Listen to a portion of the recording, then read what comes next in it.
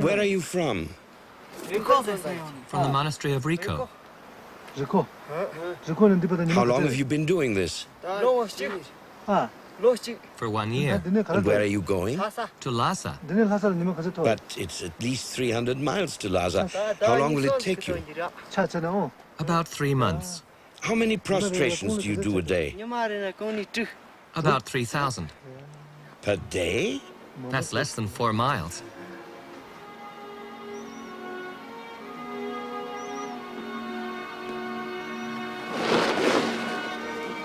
Prostrations are a spiritual exercise. They cleanse people of egotism, greed, aggression, and ignorance.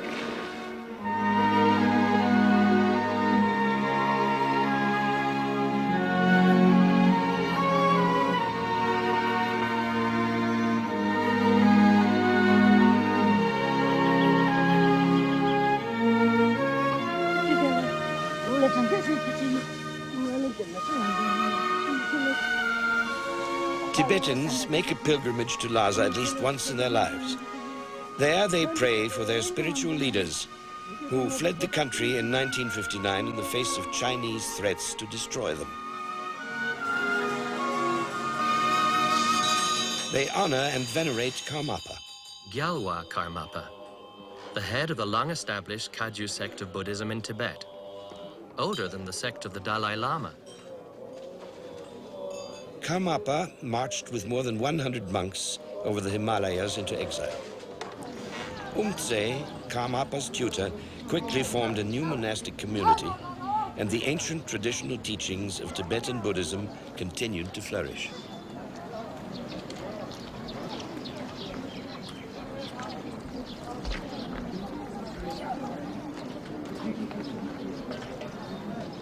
This place is called Rumtek, a monastery in Sikkim, which was then a little Buddhist kingdom north of India on the southern slopes of the Himalayas. The Rumtek monastery became the new headquarters of Karmapa in exile. Karmapa is the holder of the Black Crown, a symbol for his spiritual mastership. He is the living link of an unbroken chain of enlightened beings back to the historical Buddha Shakyamuni, who lived in India in 700 BC.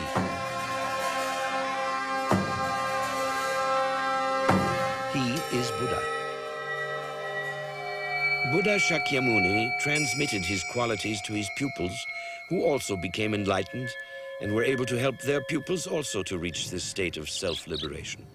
In the 12th century, this chain of enlightened beings led to the first Karmapa, who then developed the unique ability to predict exactly and in writing his own reincarnation, as did the second Karmapa, and the third, and so forth, up to him, the present, the 16th incarnation of Karmapa. He died in 1981 at the age of 57. His body was cremated at Rumtek Monastery. It was a state funeral, and mourners gathered from all corners of the earth.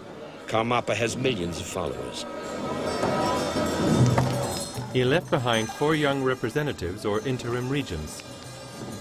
Shamar on the right, Situ on the left, Jamgon, and Gyaltsab, the youngest of the interim regents. Rainbows over the blue skies of Sikkim. For Tibetans, a sure sign that an enlightened being has left his body. In Buddhism, death is not the end.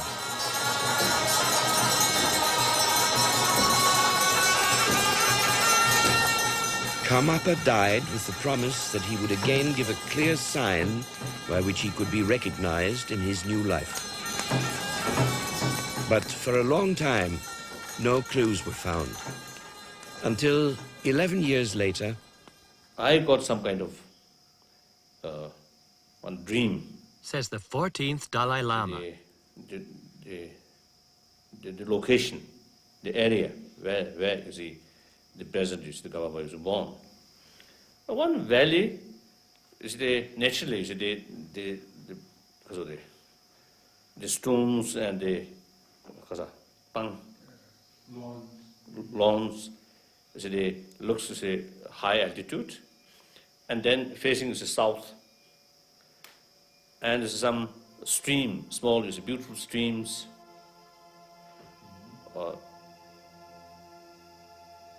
And that is the main sort of the picture. There was someone there and told me, actually, you see, without this form, there's someone, some source, you see, they telling to me, oh, this is the place where Karmapa is born. Where could this place be? How could it be found?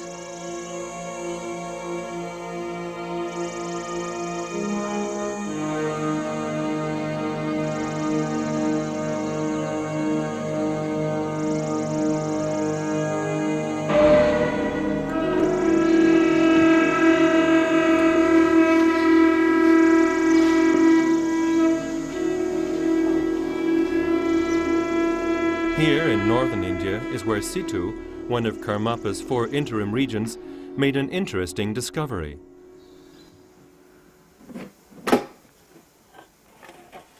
Pressured by the faithful, who hoped and expected that Karmapa had left some clues behind, Tsurphu felt that he should open the talisman Karmapa had given him 10 months before his death with the words, "This will protect you and someday be useful." The late His Holiness gave me this protection pouch in early January 1981. And one day it was snake here. I opened that and I found an envelope. And the envelope have red ink letter saying that this should be opened in the Iron Horse year. And then I was very, very happy. And then after I offered the letter to 3 Rinpoches in Rumtek in March 1992. Traditionally, such talismans are never opened. But since no one had found any indications of Karmapa's rebirth, he decided to open it after all.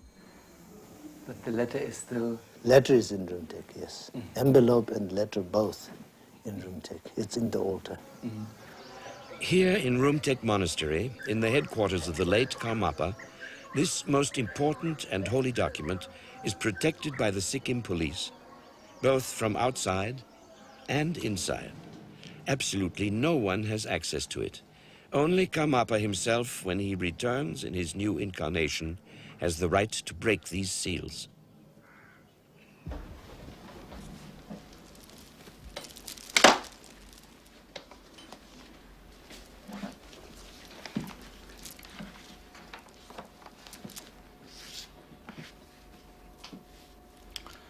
But I have a copy here of the sacred letter, and this is in Tibetan, so I will read this.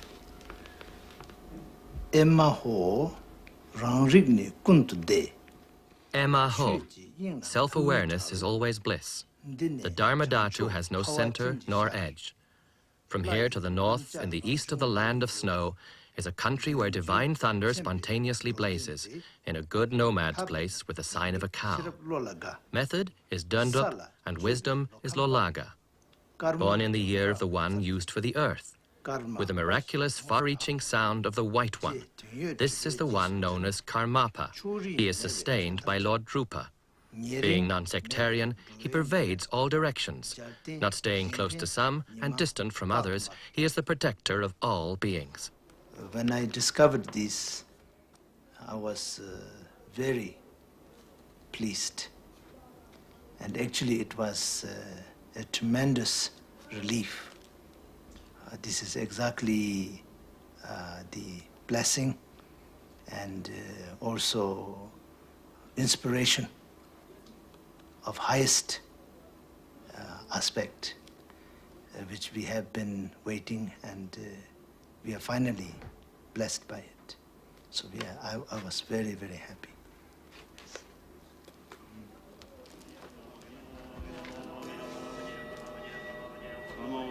This letter was interpreted by Gyaltsap on the left, Jamgon, Situ, and Shamar on the right working together. They all came to a unanimous conclusion, which Gyaltsap reads to us.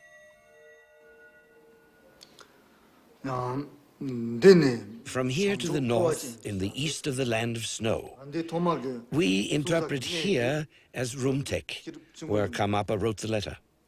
And in the east of the land of snow means we have to look for him in eastern Tibet, because land of snow is the Tibetan name for Tibet.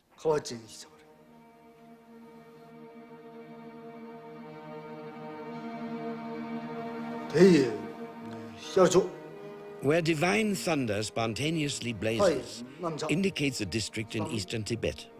La means divine, and Tok means thunder. There is only one community in eastern Tibet named La Tok. The letter describes the area more precisely as a good nomad place with the sign of a cow. Good means a fertile, beautiful nomadic area. This area must have a name which includes the syllable kor, meaning cow.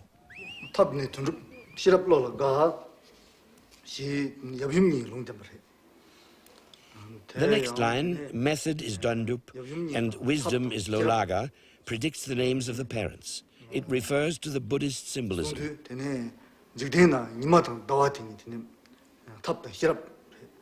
The sun symbolizes the masculine principle, method, and the moon symbolizes the female principle, wisdom. Therefore, the father must be named Dundup and the mother Lolaga.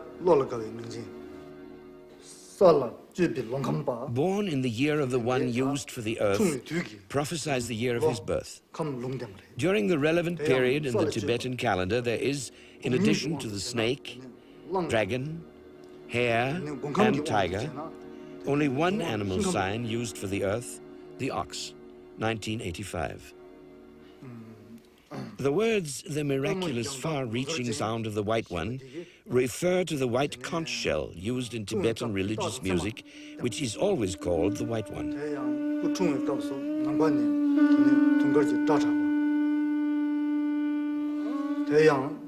Sustained by Lord Drupa refers to Situ, whose Buddhist name of honor is Drupa.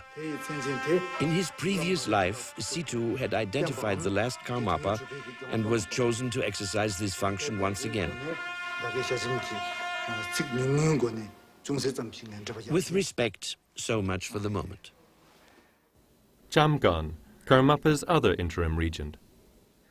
What do you personally think of the letter? Very precise. Do you think the information which the letter contains and how you interpreted it will enable you to find the reincarnation of Karmapa? Yeah, you could say that. Yes, it is very clear and very precise. And that's why we're all very confident about, finding of his holiness or yes. Because of visa problems, a copy of the letter is sent together with their interpretation to Tsurphu monastery in Tibet. Tsurphu has been the seat of all Karmapas for 800 years.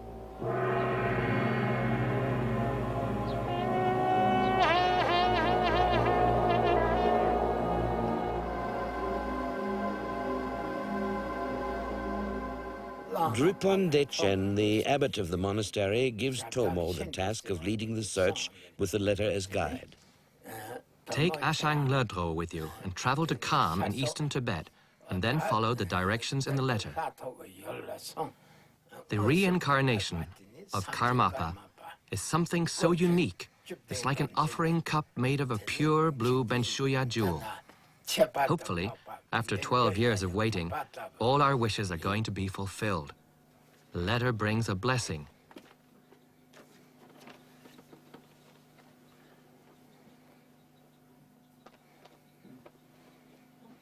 For Tomo, it is the greatest task of his life.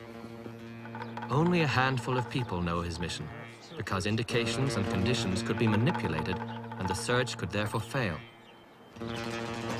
As discreetly as possible, Tomo sets off on his long journey, together with his companions, the 70-year-old Ashang Lertro with a white hat, Titi, his attendant, the driver, and Pato. No one in Tibet is allowed to travel without official permission. Therefore, Pato, in the black coat, a government officer, accompanies them.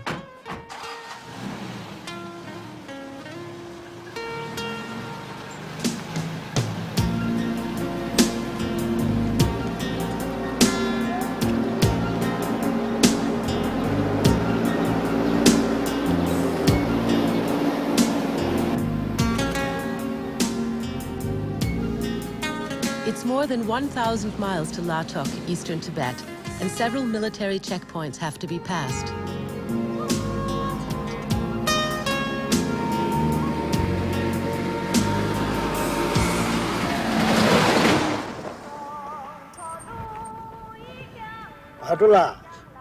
Patula, we'll simply say that you're on an official inspection trip and that you were kind enough to take us along. Tomula, we won't tell anyone what we're looking for. We'll pretend to be pilgrims.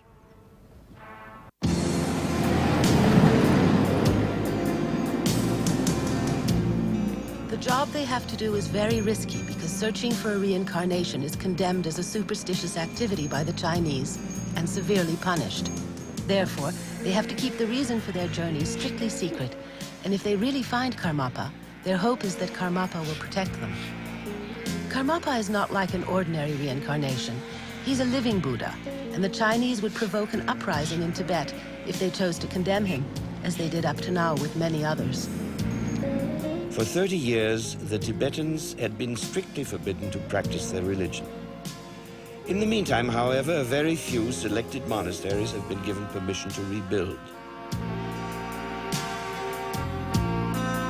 The monasteries were centers of education for everyone. The country on the roof of the world is as big as Western Europe, or a quarter of the US, but with only 6 million inhabitants. Since 1960, Beijing has been oppressing Tibet with 500,000 soldiers and colonizing it with what are by now 8 million new Chinese settlers. More than 1 million Tibetans have been killed. The country has been looted. Tibet's natural resources are plundered, and nearly all the big wild animals have been wiped out. Before the Chinese started to build roads, one could see great herds of antelopes, wild donkeys, and yaks. Today, only a few birds are left. Tibetans do not kill animals just for fun or profit. It would be against their faith. The majority are nomads who live with and not against nature.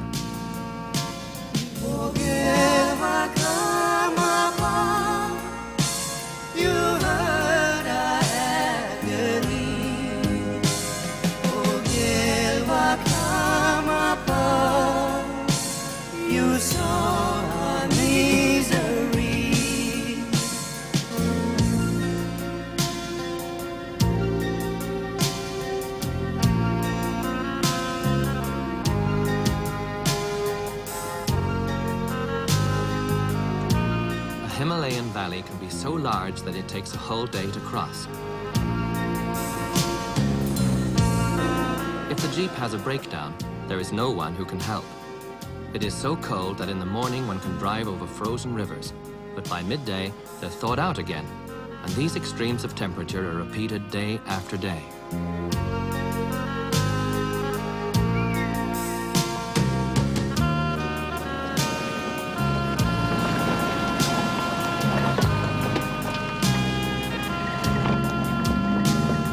This is a search where nothing may go wrong. The monks from Tsurphu bear an enormous responsibility. If they're not able to find Karmapa, they will disappoint millions of people whose faith in reincarnation as a law of nature will be deeply shaken.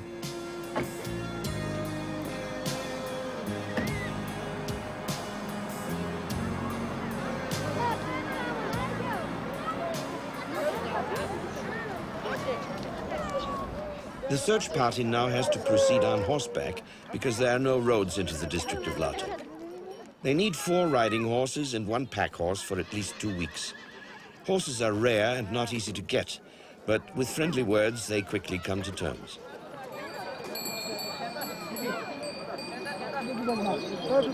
Before drinking, one always sacrifices a few drops to the hungry spirits. It's a beer made out of barley, or salty butter tea, which tastes like a greasy broth.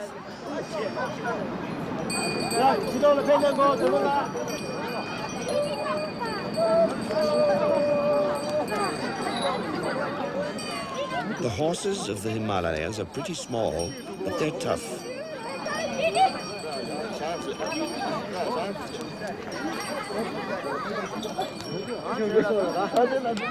Without giving themselves away, the men continue the search. Now the arduous part of the journey begins. A day's ride to Latok over high passes and through dangerous ravines.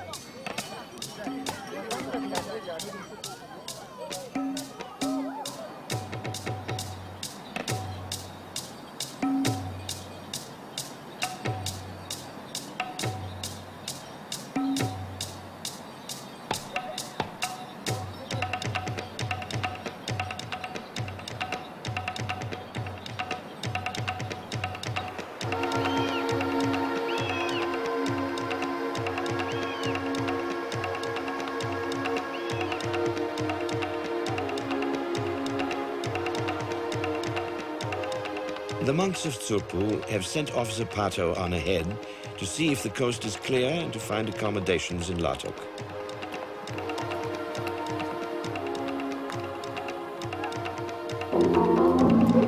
After 3 days in the saddle, Pato reaches Latok. Above the village is the Kalek monastery, which was completely destroyed by the invaders in 1966 and recently rebuilt. The abbot, Lama Palden, welcomes the camouflaged pilgrims from Tsurphu. He spent 25 years in prison. Now he again looks after all the little boys sent to the monastery for education. Could Karmapa already be among them? Lama Palden, do you have any unusual children? Recently, many children from the area have again begun to enter the monastery, and although I'm able to see if a child has special skills and qualities, I'm not able to see who they've been in their previous lives. Tradition says that there have been earlier incarnations of Karmapa who identified themselves with their very first words, "I am Karmapa."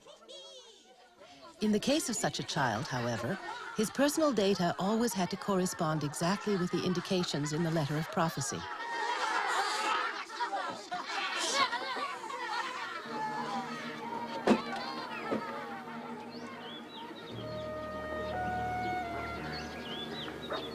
Tomo and Lodro not only interviewed monks, they also talked to people outside the monastery.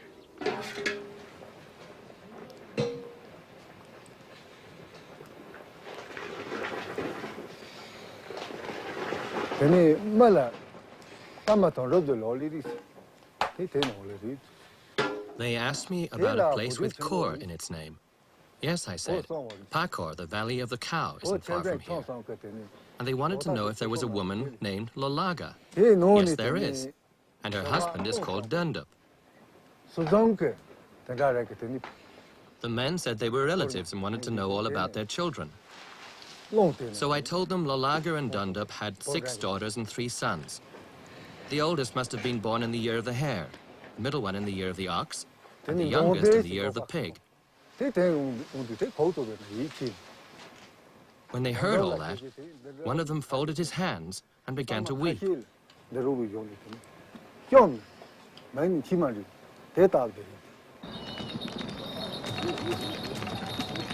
Early the next day, they ride on. If everything goes well, they can reach Pakor the same day.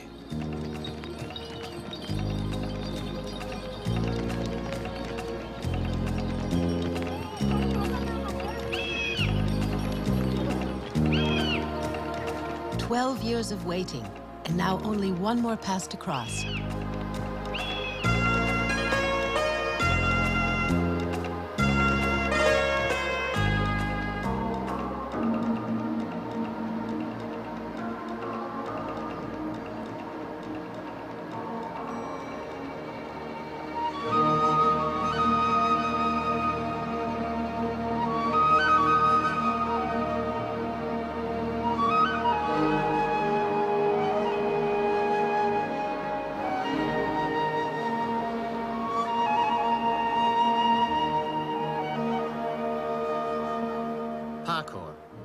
valley where only nomads live. Here there are neither houses, nor mail, nor electricity. The men from Tsurphu find it hard to imagine that their enlightened Karmapa, the Buddha, could have chosen this of all places for his reincarnation. What reasons might he have?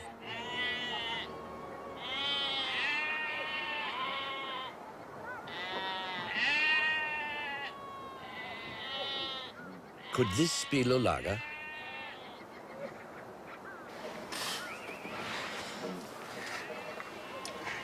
People here still live the way they did in primeval times.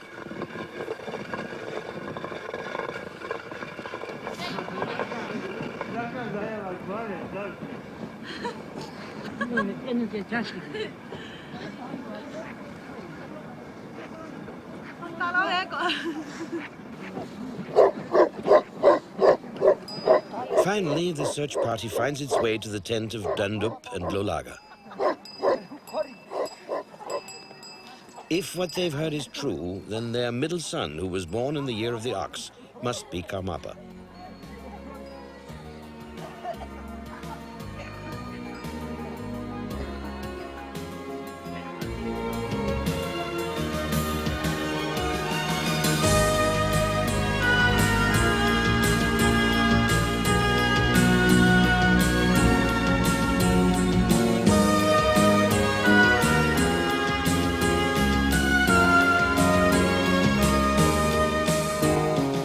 The indications in the sacred letter and the facts as they find them here are exactly the same.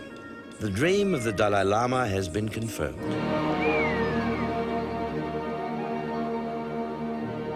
One valley and some stream, small, beautiful streams. There was someone there and told me, oh, this is the place where Karmapa was born.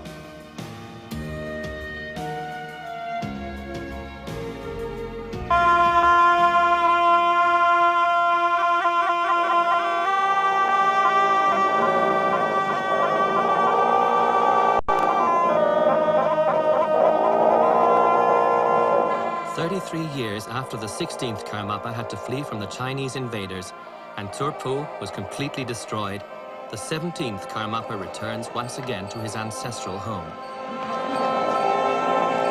Karmapa's power to consciously change from one life to another is something which evokes deep devotion and respect among Tibetans. They don't see him as a child, they see him as a person who bears with him the wisdom of 16 lives in Buddhahood.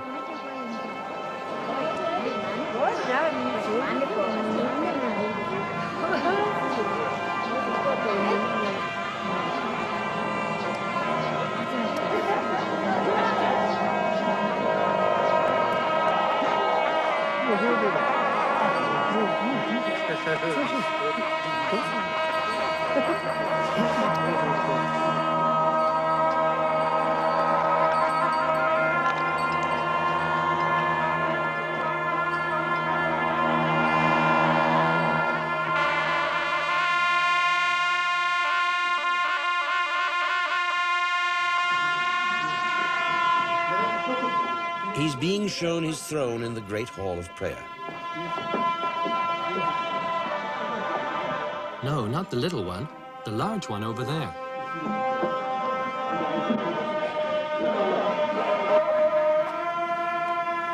Having been informed immediately that Karmapa had been found, Tsurphu comes to greet him.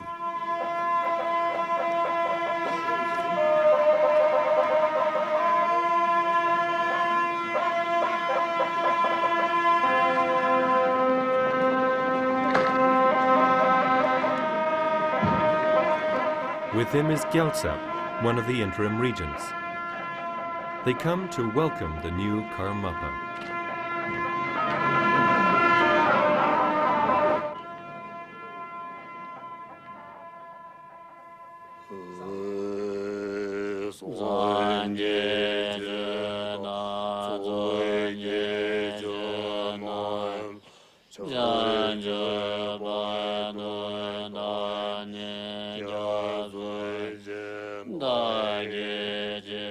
In Tibet, great moments such as this don't happen spontaneously. They are subject to a strict traditional ritual.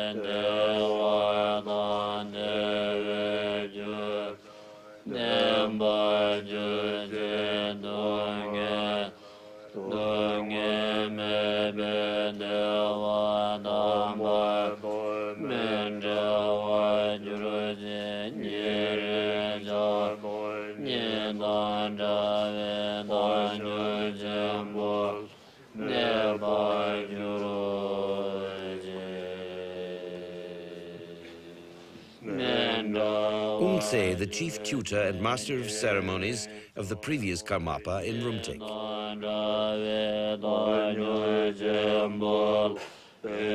How much does Karmapa remember about Umtse and all the others who were so familiar to him in his previous life?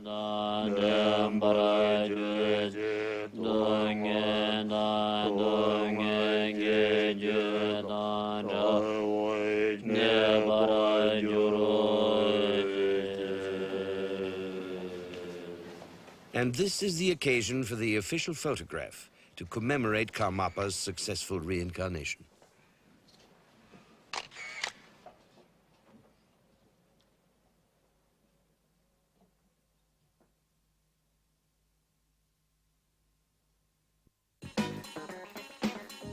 The news spreads quickly all over the world. Karmapa's personality and his unique abilities arouse much interest in the West. Without any effort on his part, his appearance coincides with a general surge of interest in Buddhism outside Asia. The little son of Tibetan nomads from Latok is officially recognized by the Dalai Lama as the true reincarnation of Karmapa. What was the basis for your recognition? So what usually I do is I do not, relying on just one or two, tests. So I proceed my usual method regarding the choosing reincarnation. Then the indication is positive. So then I decided, okay, that's good. Ultimately, a Karmapa proves himself by his deeds.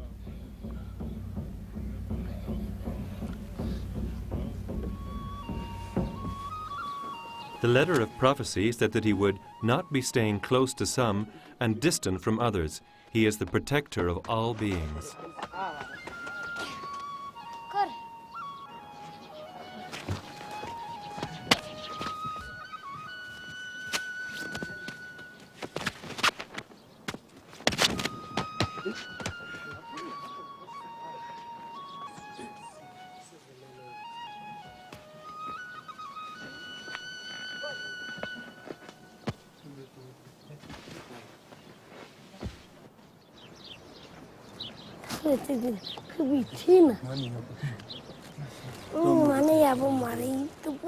A few of the holes are quite deep.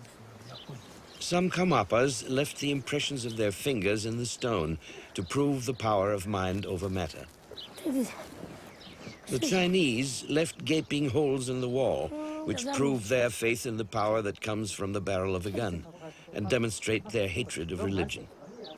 Religion in Tibet is something altogether different from what Marx, Mao, or other materialists meant by it. Buddhism is not the opium of the people. Buddhism made the people gentle and peaceful. This makes their brutal fate particularly tragic and bitter. Is this the Karmapa's house? It was in this little house that the first Karmapa began his line of reincarnations. At that time, in the 12th century, there was no monastery, only wilderness. He meditated in here for decades in order to become master of his own spirit.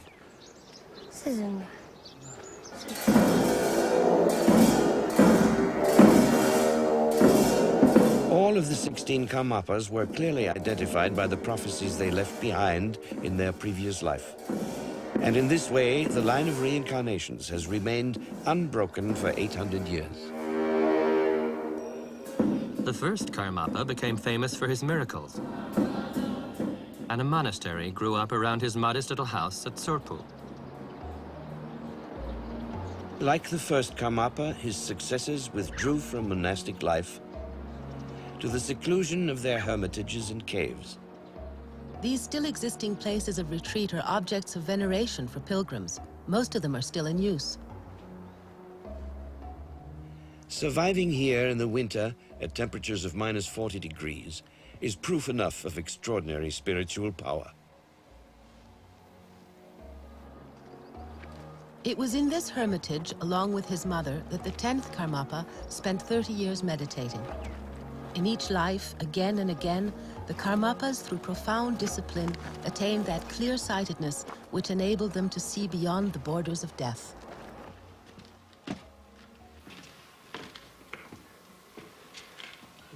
This is the cave where the 10th Karmapa meditated during most of his life.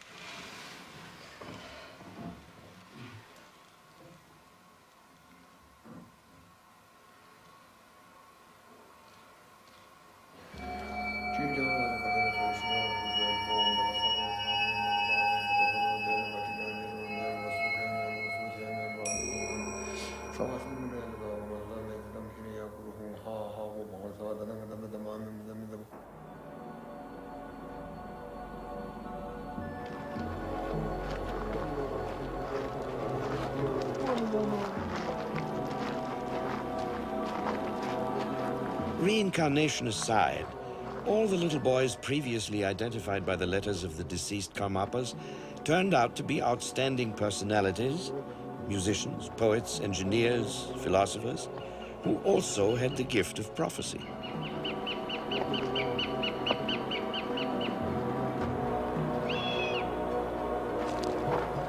The 9th Karmapa sat here and left the imprint of his back in the rock. Those who rub against it are sometimes healed of disease.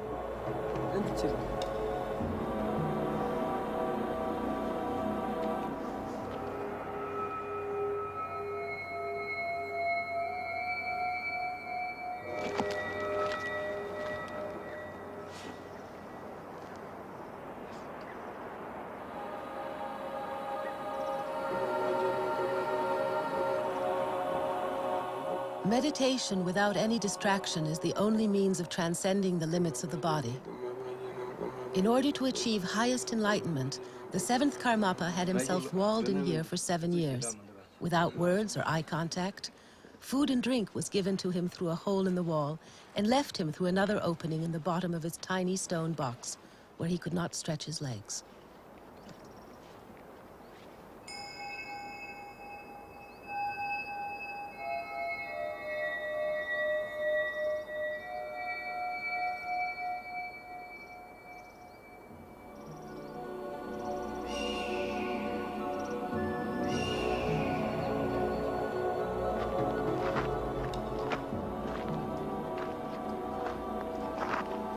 At an elevation of 15,000 feet, the 2nd Karmapa had his hermitage.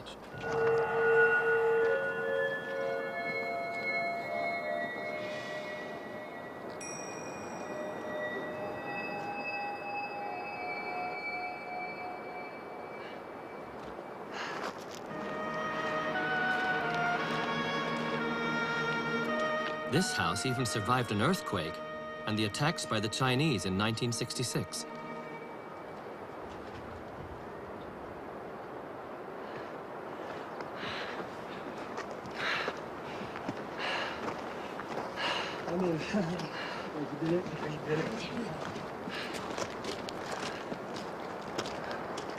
It is a testimony to the strength of Tibetan Buddhism that despite everything which has happened in recent years, the 17th Karmapa is able to once again reclaim his ancestral home and give new life to it.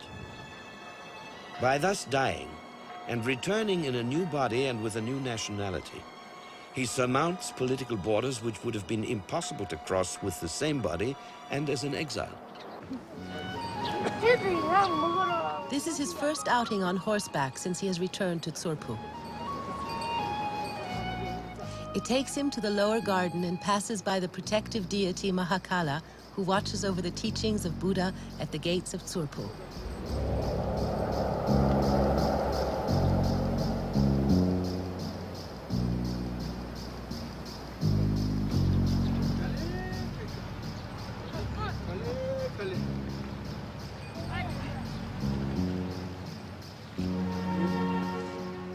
Years before the birth of the first Karmapa, Padmasambhava, the founder of Tibetan Buddhism, made a prophecy which said that completing the work of Karmapa would require 21 reincarnations. Urgent Tinley is the 17th of the predicted 21 Karmapas.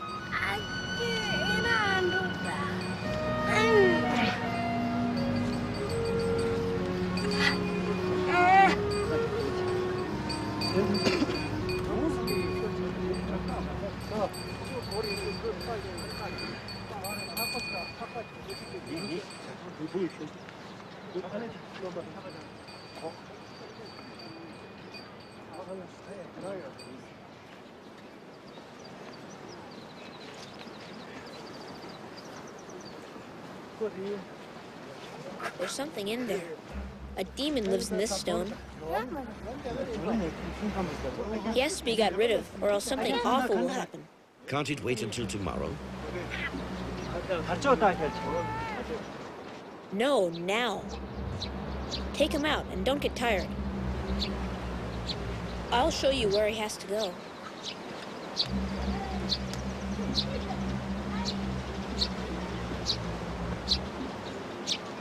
Here, that's where he should be buried.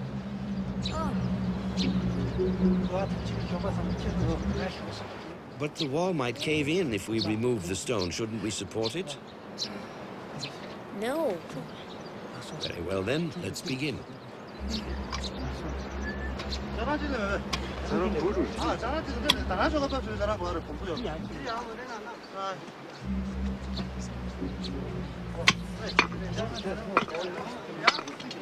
In Tibet, it is not at all unusual for demons to take possession of a stone and spread evil from there.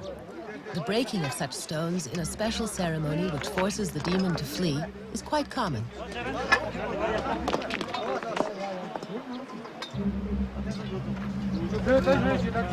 Apparently, this demon is particularly unpleasant, and the Karmapa wants him buried.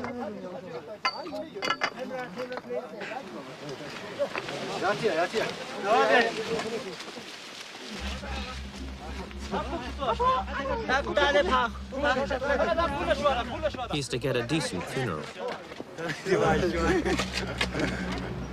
Only monks are allowed to dig his grave.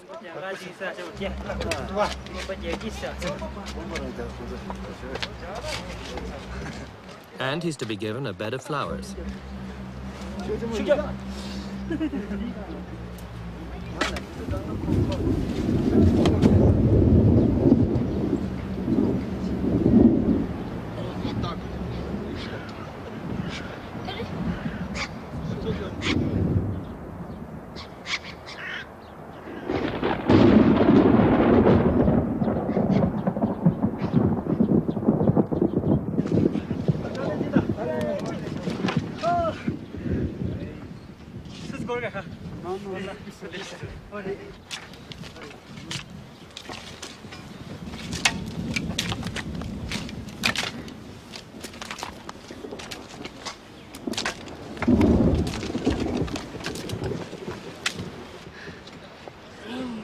Here he will find peace.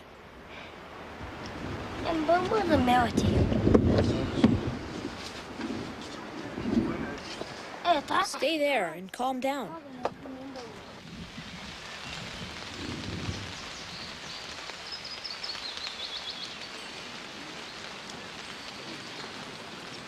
Did he just imagine all this? Or does he have a kind of perception which we lack?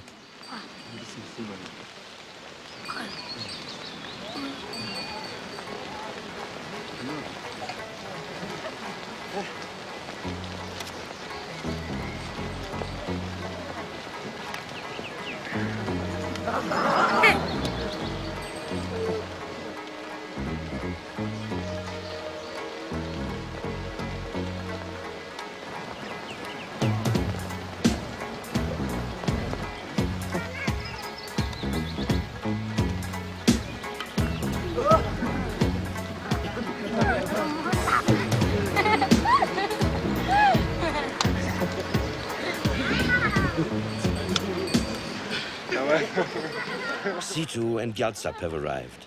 They have planned something special for today.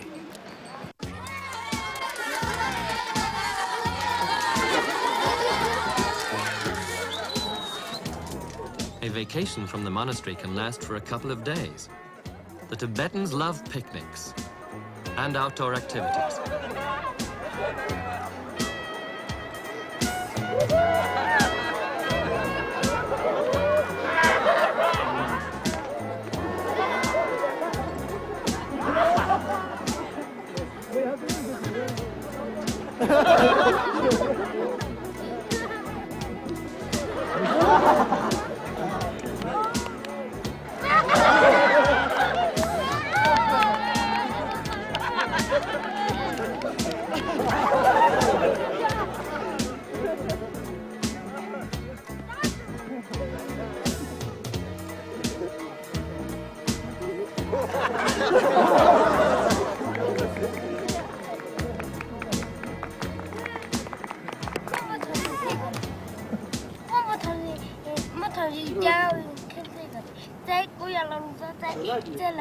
The 12th Tsurphu and the 17th Karmapa have rediscovered a friendship which has lasted through 12 lifetimes, stronger than any family tie.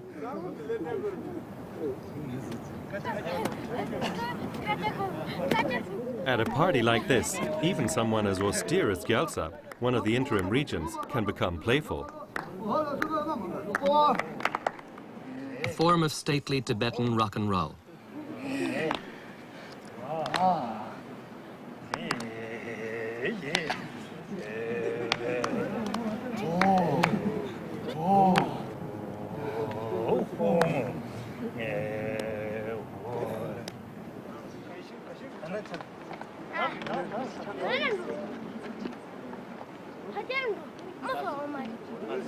The surprise is ready. Now Karmapa can come in.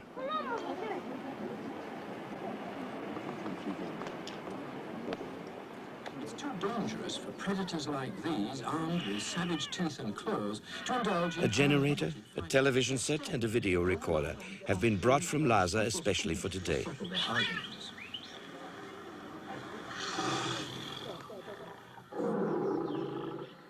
With milk continually on tap, there's less competition at feeding time.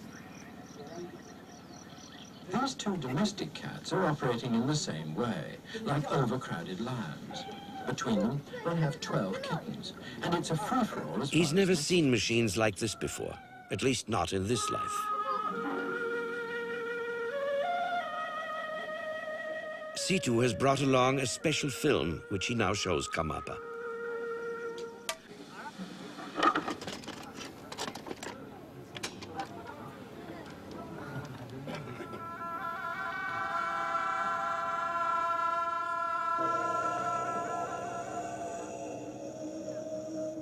It's a film about the 16th Karmapa. 3 rooms have already been prepared.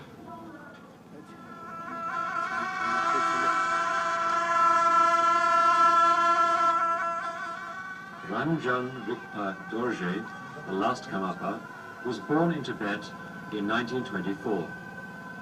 He fulfilled the prophecies of Padma Sambhava, who also foretold in the 8th century Tsurphu monastery will be the center of the activity of the successive Karmapas, who by their activity would liberate inconceivable numbers of sentient beings.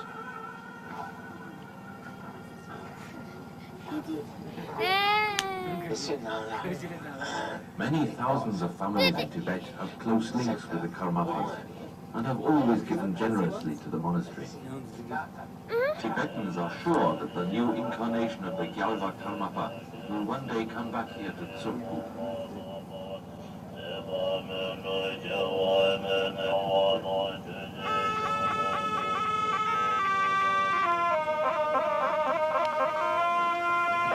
In 1974, the 16th Karmapa blessed Westerners for the first time.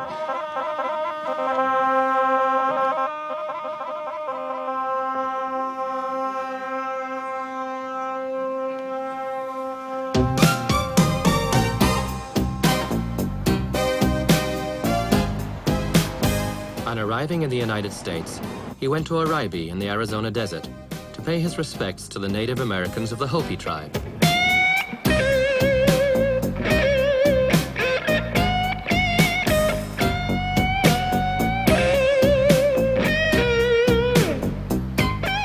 The Hopis have an ancient prophecy which says that when the man with the red hat comes, a bridge of wisdom will be built between east and west.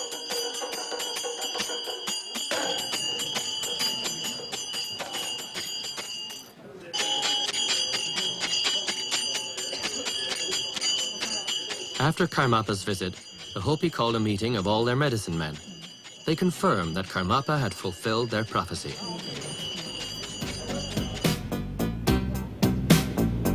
Karmapa then traveled to a number of American cities.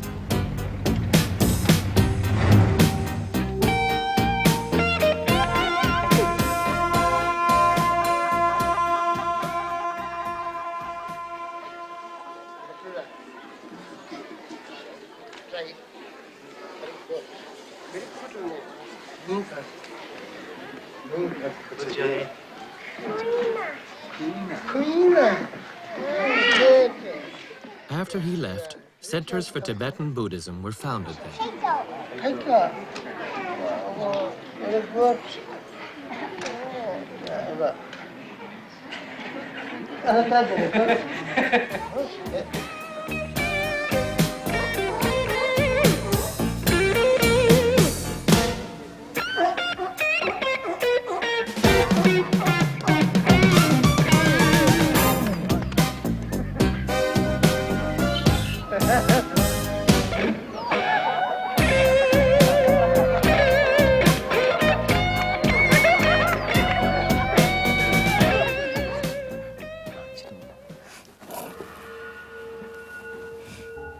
What is actually involved in this continuity of the spirit? What is it that persists from one life to another? Levels of consciousness? Certain types of behavior?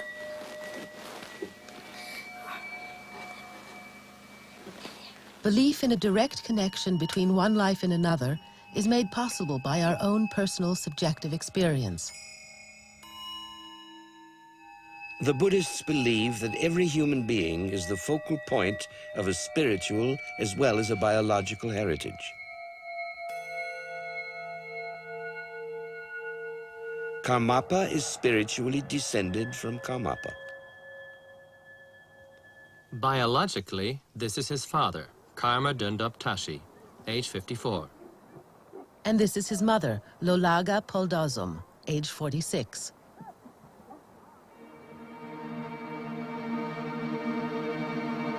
They are nomads in eastern Tibet, in the province of Kham, in the Latok district.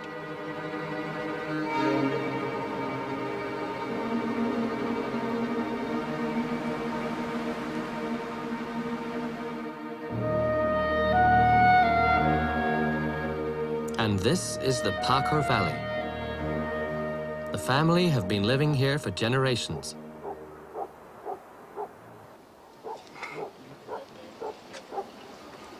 By the time Karmapa was born in 1985, Lolaga had already given birth to 7 children. There were 6 daughters, today aged between 10 and 25. They were all born in quick succession after the birth of her eldest son, Rapsal. Together with the grandmother, 12 people live in this tent. The climate up here at 14,000 feet is one of extremes. The temperatures range from 40 below zero to more than 100 above. After having a 4th daughter, the family had longed for a 2nd son. When their 6th child turned out to be another daughter, they decided to have a serious consultation with the old abbot of the Kalek monastery. He gave them instructions to help them get a 2nd son. Help those in need every day, feed the fish in the river and the birds and the stray dogs. And in addition, they were to say the prayer of refuge 111,000 times. But when yet another daughter was born, the old abbot had died. Lama Palden became his successor, and he gave them the same advice. In addition, he recommended a pilgrimage to Lhasa. The father traveled to central Tibet, while the mother stayed home with the family and continued to pray. After 50,000 prayers, Lolanga was pregnant. The family prayers were intensified. The father said tens of thousands, but the largest number, more than 1,000 a day, were said by the grandmother.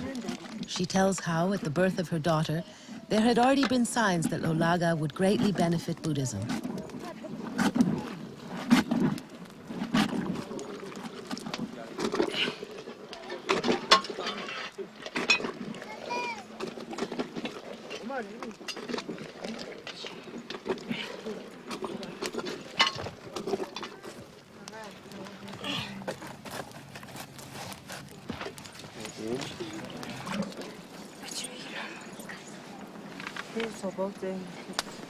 She always offered to Buddha the first bowl of tea. Now Buddha is part of her family. Her devotion is nevertheless the same.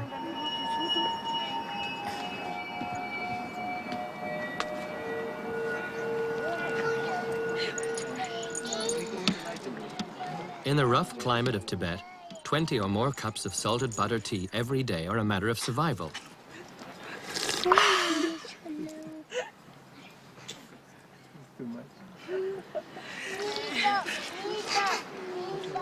Their main food is tsampa, barley flour kneaded with butter tea.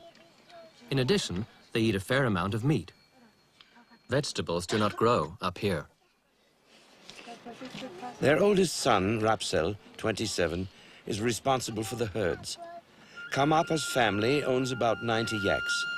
This is enough to supply their own needs and produce surplus meat and butter, which they can trade for the barley grown in the lowlands.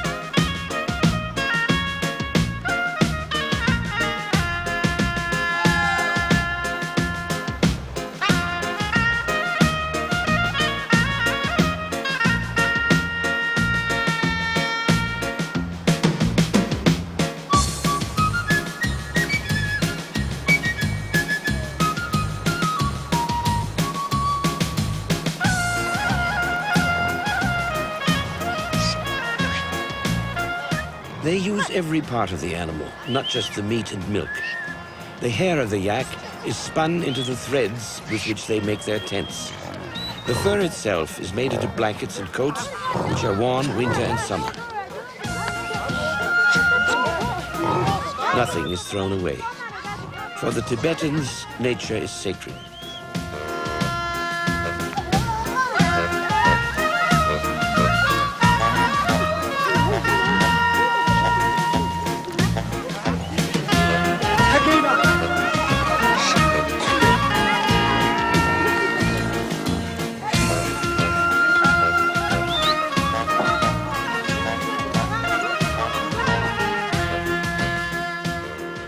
In 1985, the summer pasture of the Karmapa family was only one valley away.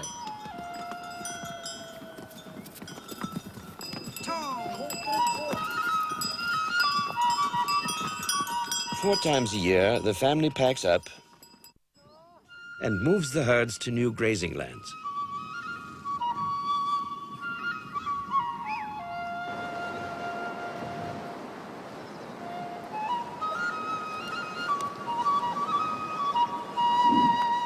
They set up their tents there in early June. In the last month of Lolaga's pregnancy.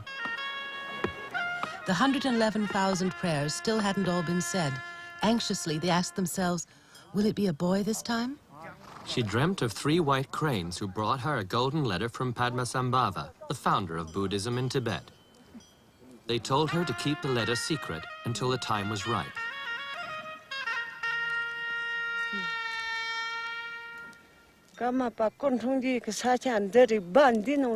This is the place and the tent. Here is where Karmapa was born, on the 26th of June, 1985. It was an easy birth, shortly before sunrise on a beautiful morning.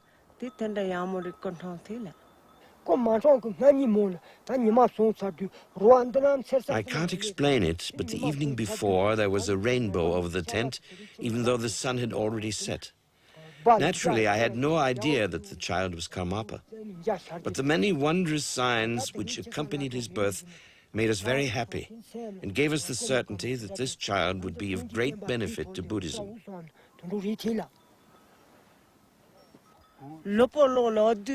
At his birth, the king of birds landed on our tent and sang a wonderful song.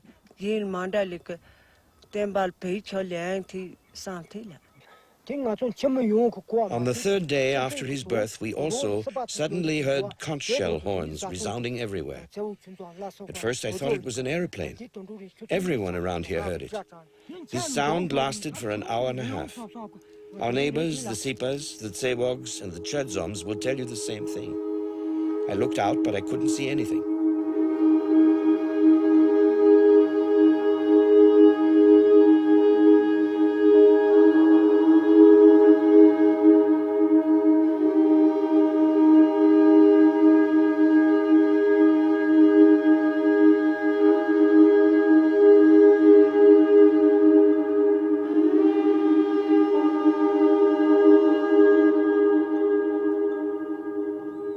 We questioned the neighbors.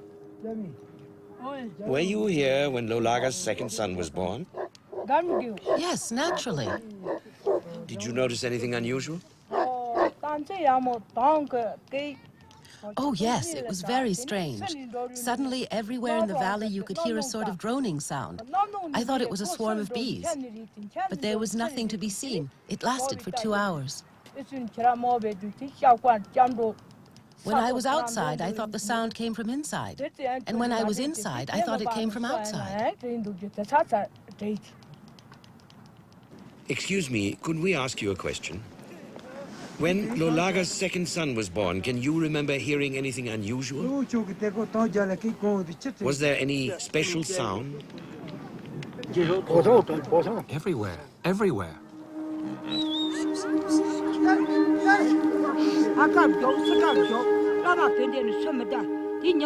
I thought a High Lama had come riding into the valley and that an orchestra was accompanying him with lots of conch shells. We looked all around. The music could be heard everywhere. I couldn't tell where the sound was coming from. There was no Lama either. Nothing. Just this loud music in the air.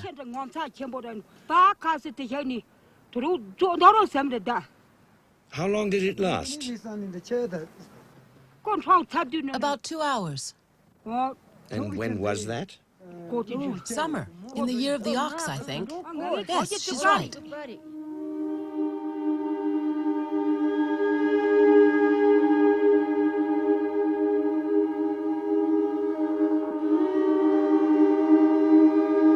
The Chokhang Temple in Lhasa is the focus of Tibet's spiritual strength.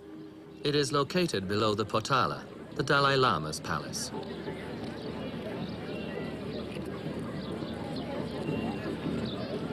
Here in the Chokhang Temple, Karmapa's hair will be cut ceremonially, a symbolic act showing his bond to Buddha.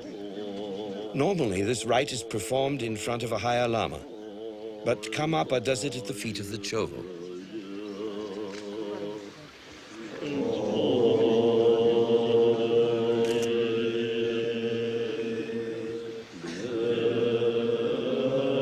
The Chovo is the most revered Tibetan statue of the historical Buddha, Shakyamuni.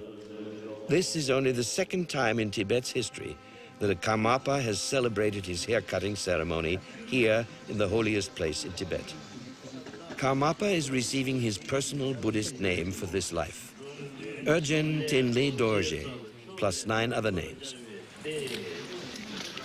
Now the time has come. Situ cuts off a few hairs and Urgen Tenle Dorje becomes a monk.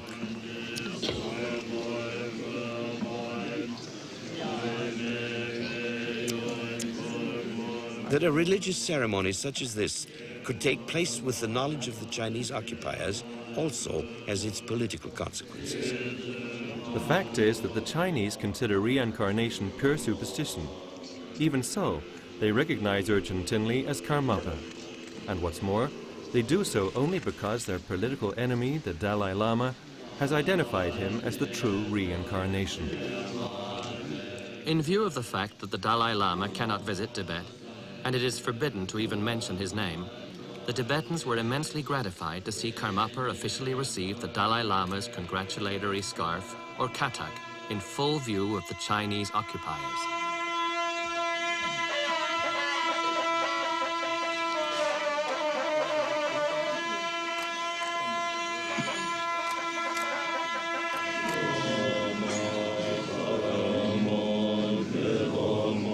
Tibet now has a spiritual leader who is inside the country and who is closely connected to the Dalai Lama. This is only a first step, but it is a hopeful sign for the survival of Buddhism in Tibet.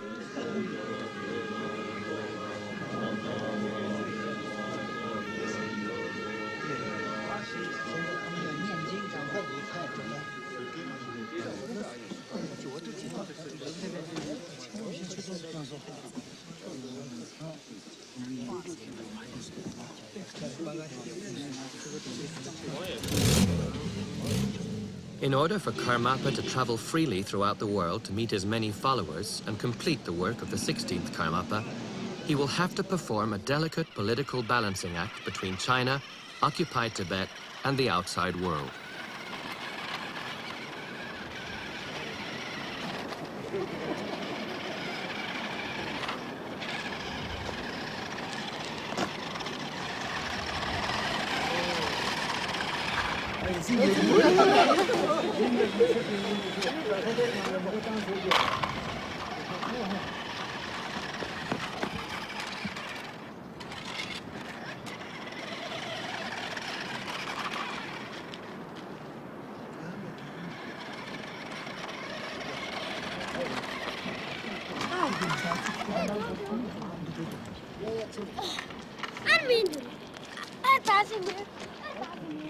If it is possible for someone to decide where and when his spirit will enter another body, then one might ask why Karmapa actually chose to be born here in Pakur.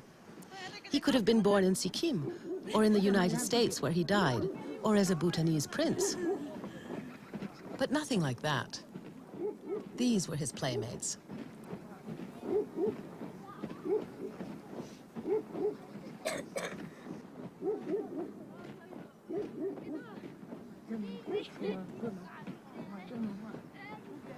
They lived almost identical lives, and yet he is completely different. Was it his sense of compassion that moved Karmapa to choose this place, these people, and this martyred land for his rebirth?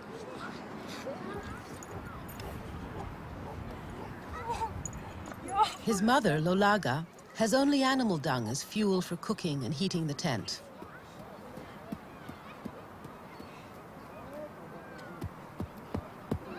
She has to pound it flat for drying.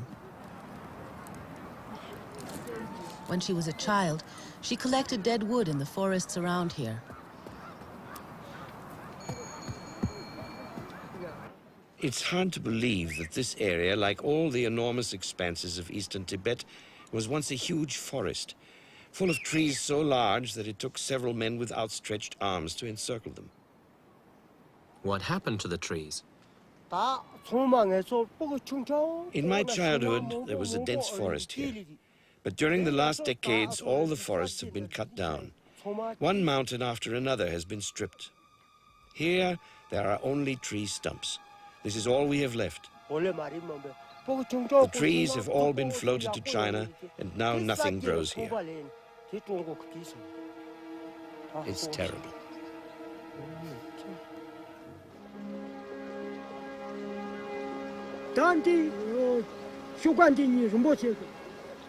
This little tree was planted by Karmapa shortly before he went to Tsurphu.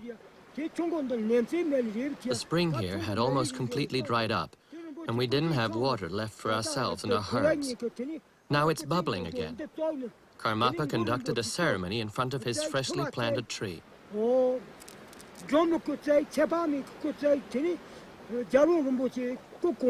If he hadn't saved the spring, the summer pasture up here would have been lost, and we would have had to move down to the river to find water for our animals. But there the grass has all been eaten away.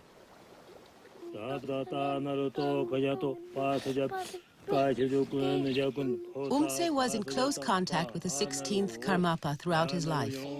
He went into exile with him in Sikkim, and now, at the age of 72, he has returned to Tsurphu.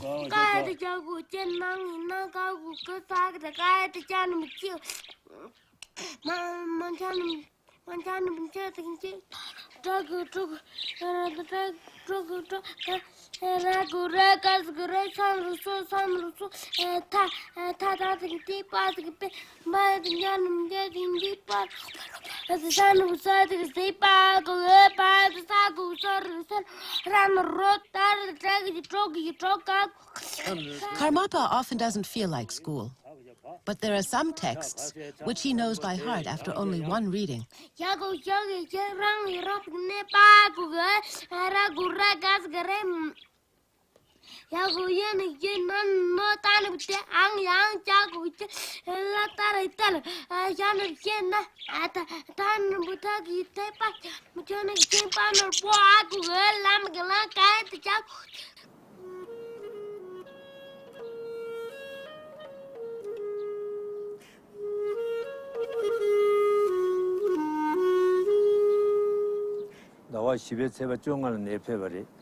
It was June 15th, the day Karmapa arrived, that our abbot, Dripon Dechen, told me I was to teach Karmapa.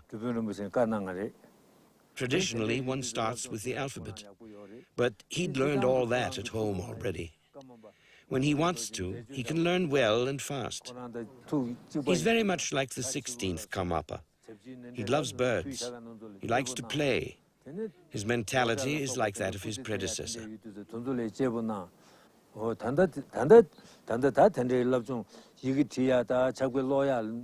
Later, he will study metaphysics at the very highest level. And someday, he will have a lot of monks to educate, so he'll have to become a great master himself. He will be a leader who frees people from their suffering and brings them great happiness. He is the living Buddha. He embodies Buddha's teachings and will disseminate them in all realms of existence. He will achieve great things. But at the moment, he is a child, and so there are still things that I can teach him. Later, this will no longer be the case. I will serve him as long as I am able to. I am not a master myself, so there isn't much that I can give him.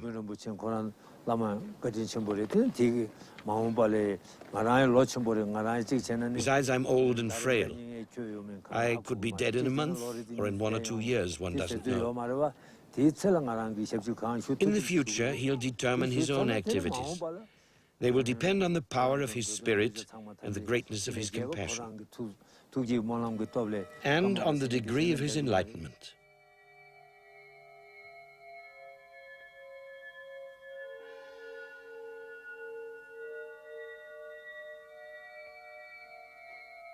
Enlightenment is neither a present nor an accident. In his former lives, Karmapa achieved it through selflessness. It is said that the 16th Karmapa accepted his cancer out of love for the people of the West. He spent his last days in this American hospital. Watching as a physician an unstoppable illness ravage his body, and yet this kindness that never stopped. Every morning I would go in and ask him, "Are you having pain?" And he'd smile at me and say, "No, no pain, no pain." It was very confusing to the staff. It was obvious he wasn't just denying his illness. So the staff was constantly confronted with this person who was dying, but was still more interested in how they felt than in how he felt. Karmapa died on November the 5th, 1981. His principal students invited me into the room and had me hold my hand over His Holiness's heart area. And each day I was amazed to find that it stayed warm. I wasn't as amazed after 24 hours, but then after 48 and 72 hours, I was beginning to be quite shocked. Traditionally, shortly after death, the body becomes cold as the circulation stops. And in His Holiness's case, there was a definite warmth over the area of the heart. As a physician, I have no explanation for this.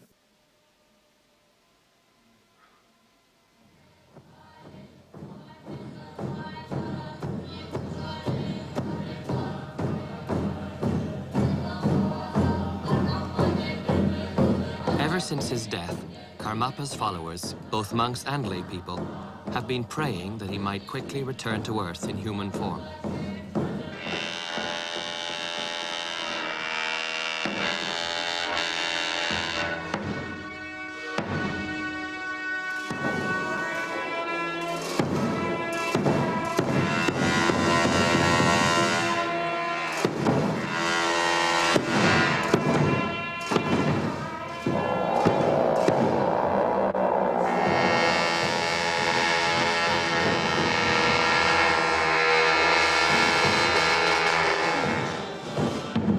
Karmapa is not obliged to reincarnate. He is free of all the confusion, anxiety, and attachments which drive people compulsively back into a body. Karmapa only returns when there are many who need him and ask for his help.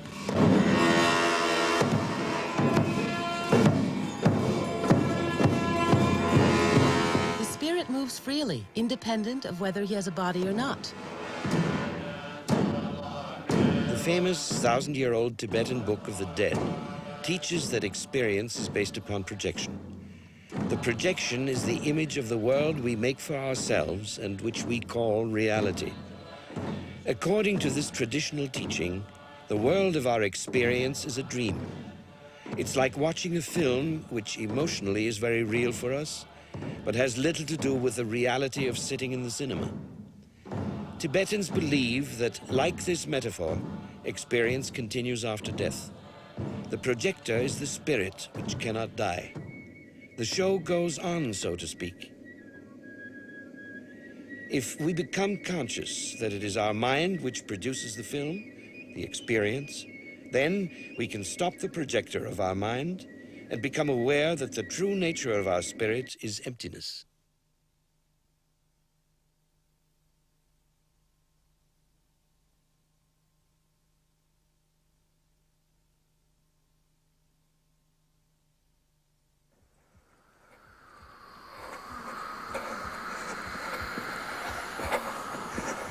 But our restless thoughts begin projecting films all over again, and this happens not only in life, but also in death.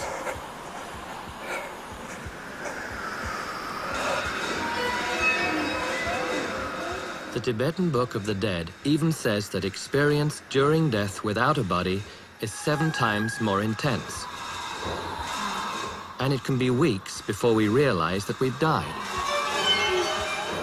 Usually, we realize it only because others can no longer perceive us.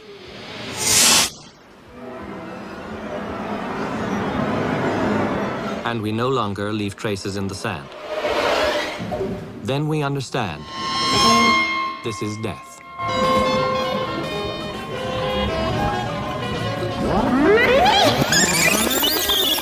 Though we do have the option to avoid all suffering by breaking the circle of reincarnation. Or else to return to the world in the hope of rediscovering our accustomed reality.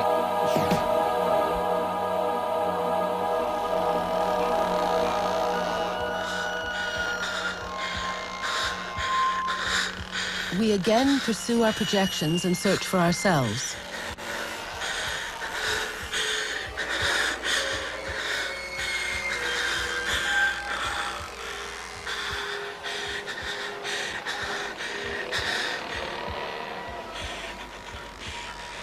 But there's nothing there.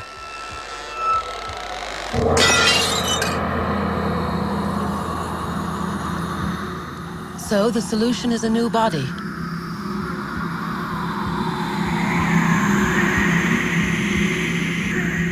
But a new body does not mean a new start.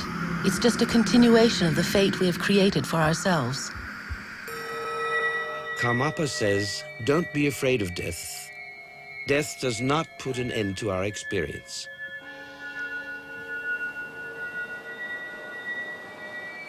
Life and death are like a river without a beginning or an end. Sometimes water, sometimes ice.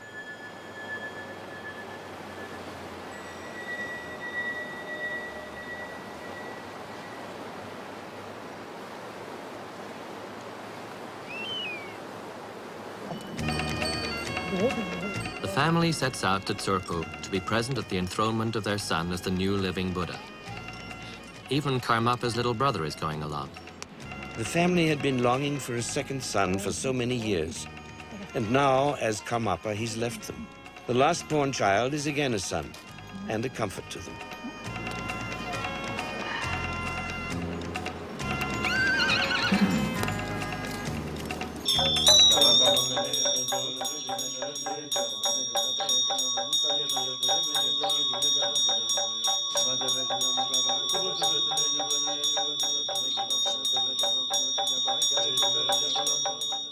His mother breastfed Karmapa for 3 years. The little boy had what we normally describe as a happy childhood. His 6 older sisters contributed to his well-being.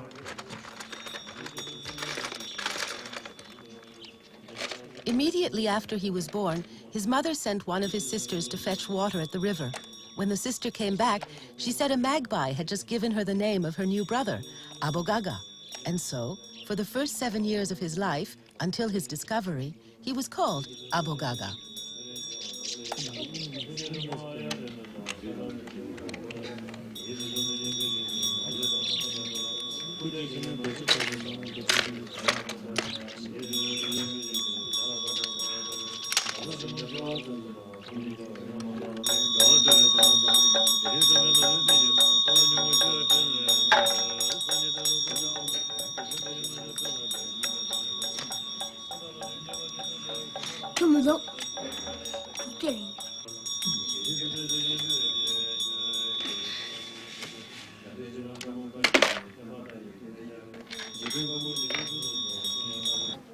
After a journey which lasted 10 days, first on horseback and then by jeep, the family arrives in Tsurphu, only a few days before the enthronement.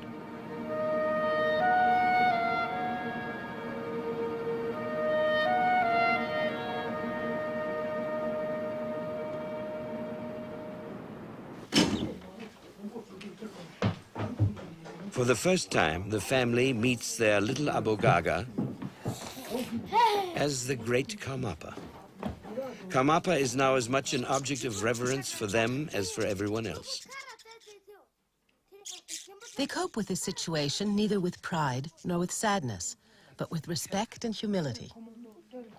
More than once, Abogaga's father had offered him an education, a Tibetan euphemism for a spanking. Now, of course, he regrets it.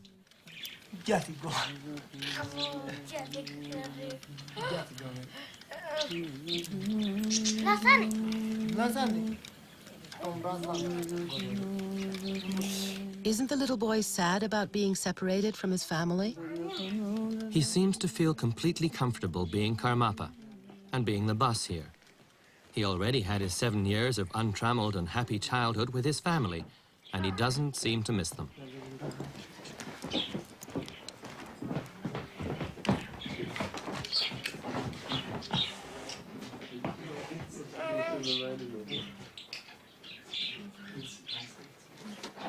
From now on, the relationship between him and his family will be restricted to short visits like this.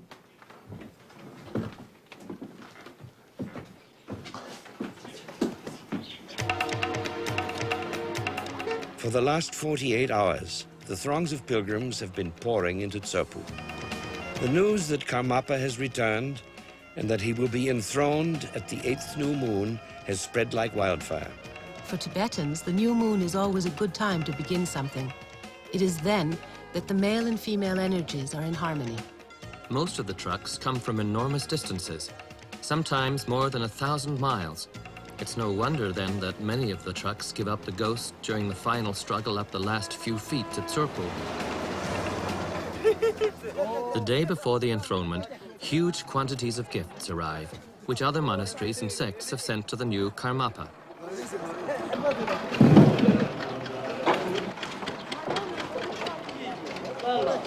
Each item is recorded and exhibited. There's everything, from ritual objects to musical instruments, such as pipes and cymbals, to bags of herbs or pieces of brocade.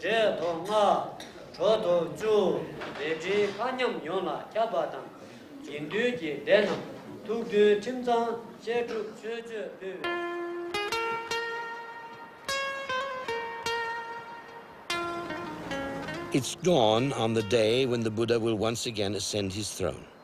It is the 27th of September, 1992.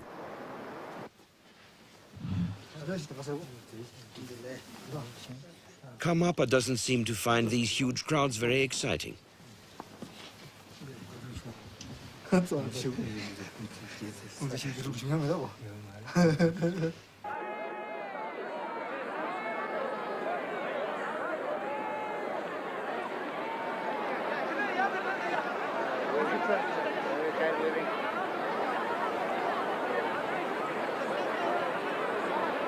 There's an estimated 20,000 pilgrims, plus an official from Beijing.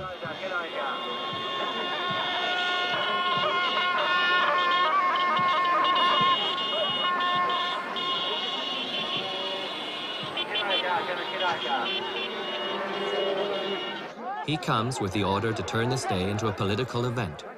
China recognizes the highest spiritual leader who lives in Tibet because China cannot afford another bloody uprising on the roof of the world. There are television crews from Beijing and Lhasa.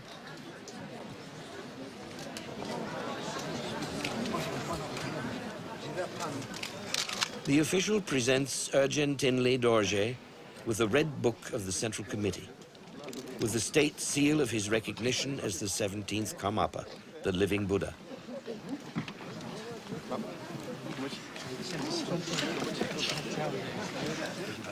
During their 800-year history, the Karmapas have been the most revered and esteemed teachers of the Chinese emperors. Therefore, the Chinese hope to find a Tibetan leader in the Karmapa who will perhaps alienate the Tibetans from the Dalai Lama.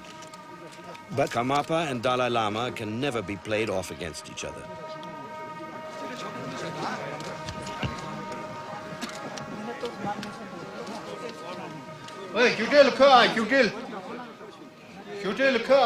Despite this, the official from Beijing insists that the Karmapa may not be given a seat higher than his own. The political aspect of this enthronement heralds a change. Now that reincarnation has been officially recognized, it can no longer be condemned and punished as superstition. And there will be at least some limits to the repression of Buddhism in Tibet.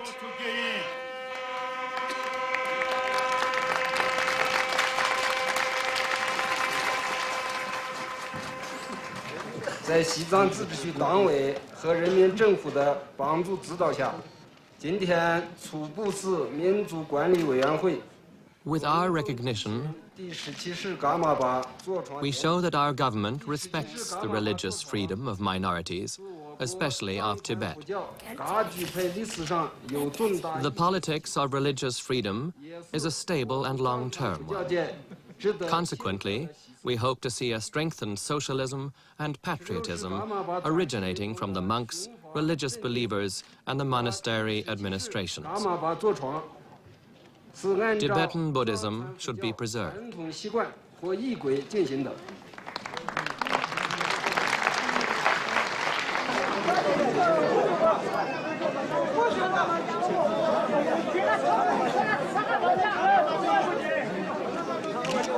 The political part of the ceremony has taken about half an hour and doesn't seem to have impressed the Tibetans.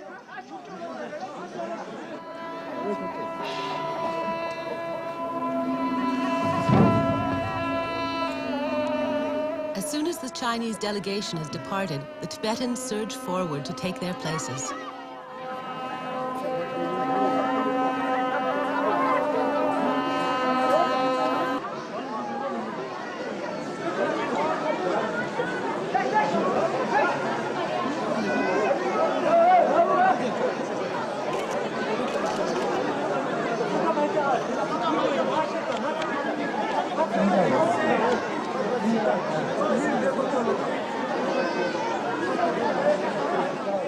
Buddhist part of the enthronement can begin now. It is exactly noon and the stars are in an extraordinary constellation. 4 fire signs in a row. This is the right moment, which has been chosen for the enthronement in advance.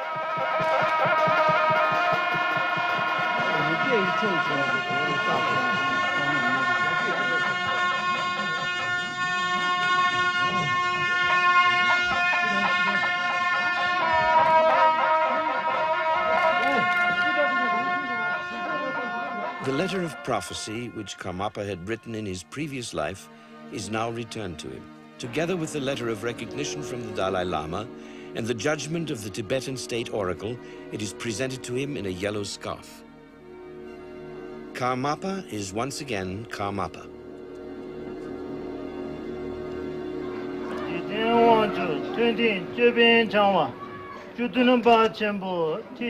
The 12th Thai Situpa addresses the Karmapa with his full name. His Holiness the 17th Gyalwa Karmapa Urgent Tinley Dorje, and presents him with the symbols of life: grain, the symbol of fertility; red sand, the symbol of earth. All the various elements are presented to him to be touched.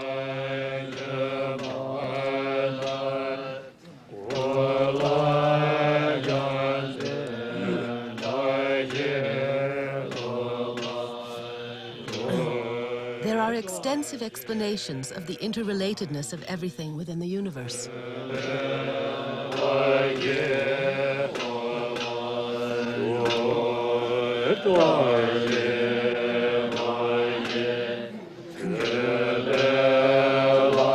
The mirror symbolizes the element of form, because the mirror reflects only form.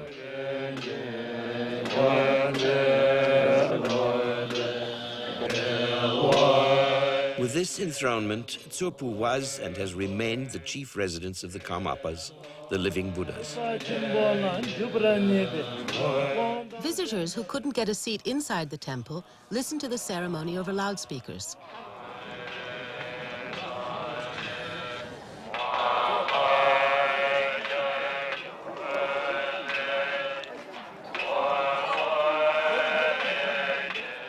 Among them are the parents of Karmapa.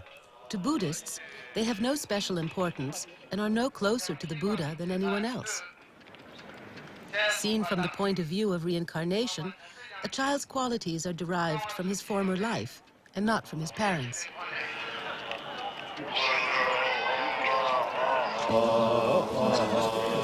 To conclude the ceremony, Gyaltsap celebrates the mandala offering. This means giving that which is dearest and most valuable, nothing less than the universe, symbolized by piling rice on a mirror-like surface.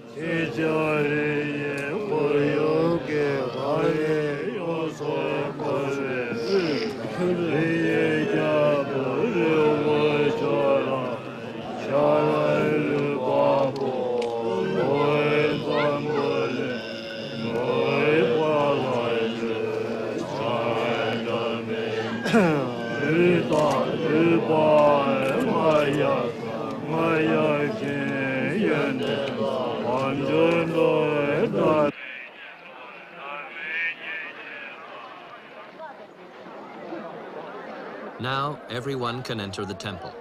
No one may be excluded. They've all made the journey in order to see the Karmapa at least once.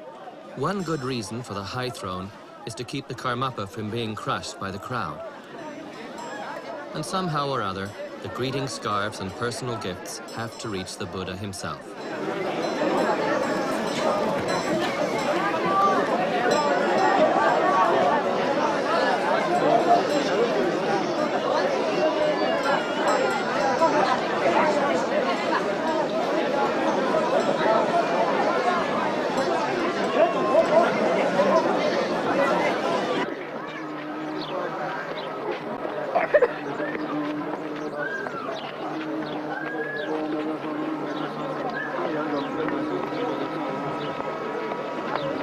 But finally, things are better organized. Everybody manages to walk directly past the Karmapa.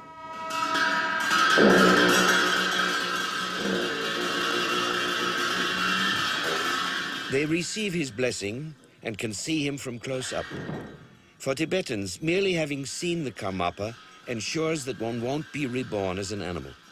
One can be sure of returning at least 7 times as a human being and without having to endure a hard fate.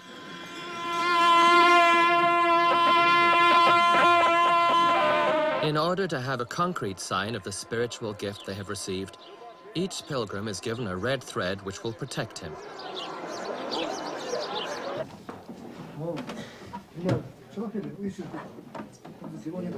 The ceremony has lasted the whole day. After sitting still for 8 hours, Karmapa is still ready for a joke.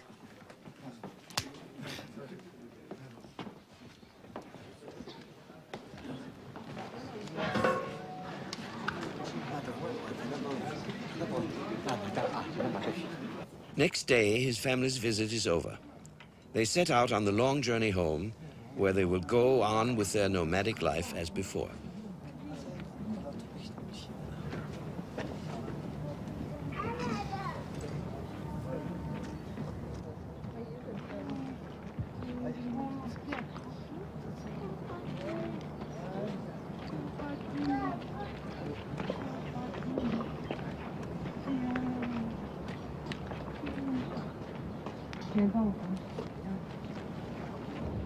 The parting from his little brother is especially tender.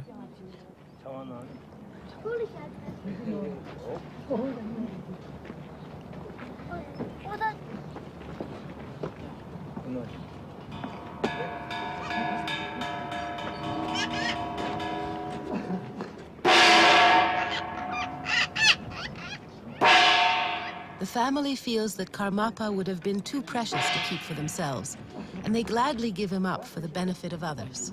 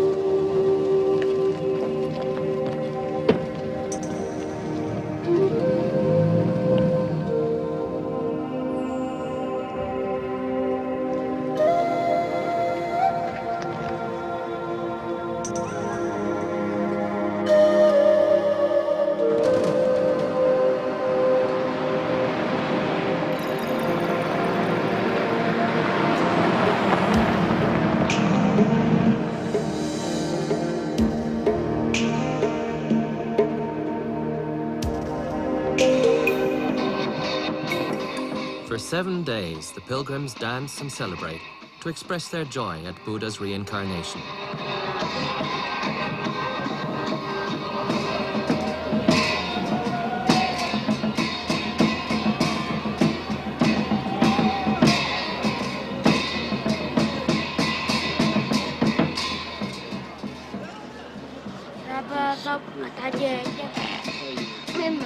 Karmapa is studying to hold his first initiation into Buddhism.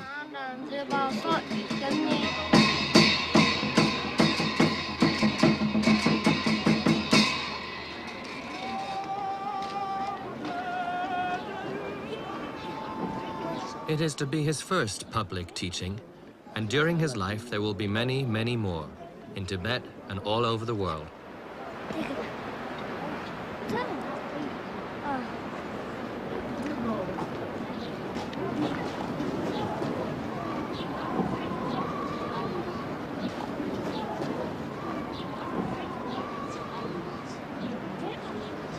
This initiation emphasizes compassion for all sentient beings.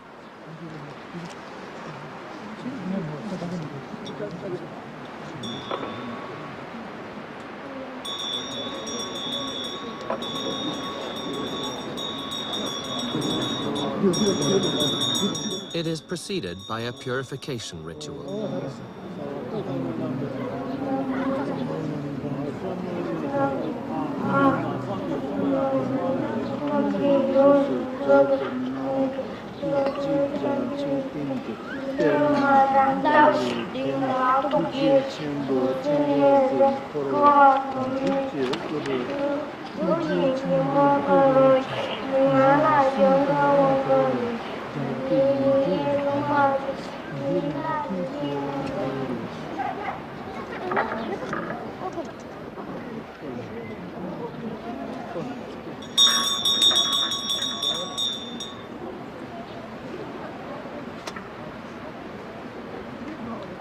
The saffron water, which Karmapa has blessed, creates the connection between himself and everyone who is there.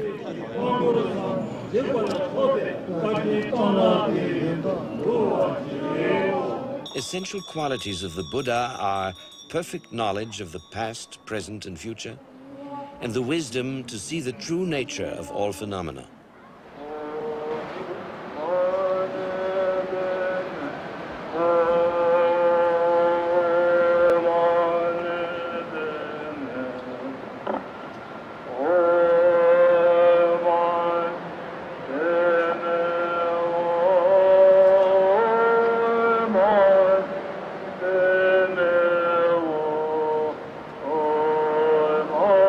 He ends the ceremony with the message that there are no qualities or wisdom without compassion.